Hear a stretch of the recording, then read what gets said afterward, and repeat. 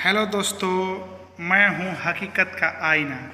तो एक स्टोरी लेकर आया हूं जिसका टाइटल है एक गरीब आदमी और एक राजा की कहानी। तो आइए स्टार्ट करते हैं दोस्तों।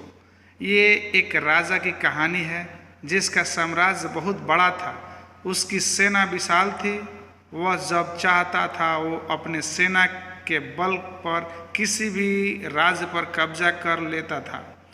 उस राजा का महल आलीशान था। हीरे जवाहरात की कोई कमी नहीं थी और इससे बढ़कर बात ये थे कि उसके राज्य में सभी लोग खुश थे।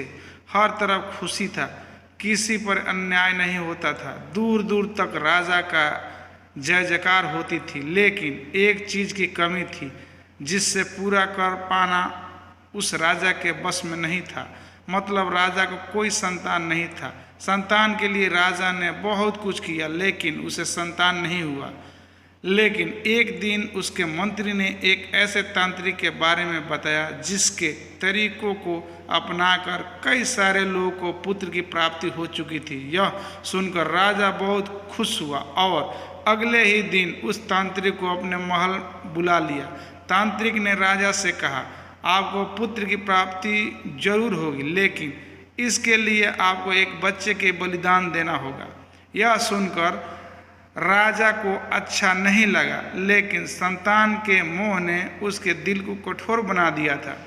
राजा ने अपने महल में ऐलान कर दिया, जो भी व्यक्ति अपना बच्चा बलि के लिए देगा उसको मालामाल कर दिया जाएगा।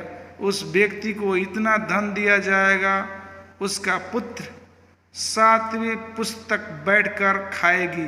गांव में एक परिवार था जिसके पास कई बच्चे थे, जिसके पास कमाई का कोई जरिया नहीं था। परिवार के मुखिया ने एक बच्चा अपना देने का फैसला लिया।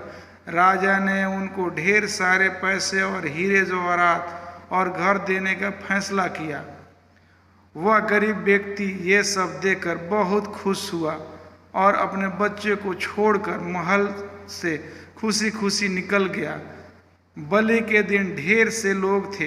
राजा ने बच्चे को बलि पर चढ़ाने से पहले उससे इच्छा पूछा।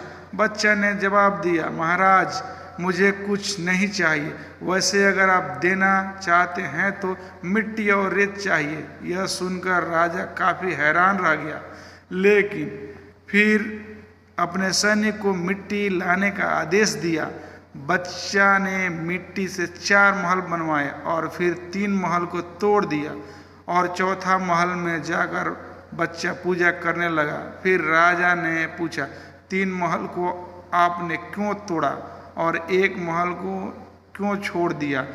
दोस्तों, अब बच्चा के जवाब सुनकर आप भी हैरान हो जाओगे। दोस्तों, ये था एक राजा और गरीब की कहानी, और अधूरे जो कहानी है उसे नेक्स्ट एपिसोड में पूरा करेंगे।